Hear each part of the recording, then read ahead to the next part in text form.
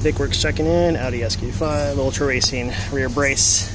The only dilemma I see is maybe that the sway bar link is close to touching the rear brace. And in addition to that, there is also this ultra racing rear brace bar, the 60 tow bar.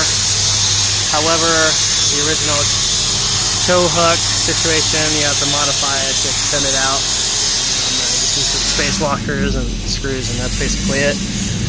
Hopefully you guys can hear me on this one, because I got a lot of vehicles happening here at the sort of garage. So other than that, we'll see you guys then. And then oh yeah, ECS Tunnel Brace as well.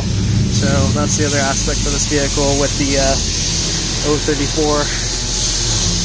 rear pucks, or whatever you want to call those things, and transmission mount and so forth. So that's that right now. We'll talk then.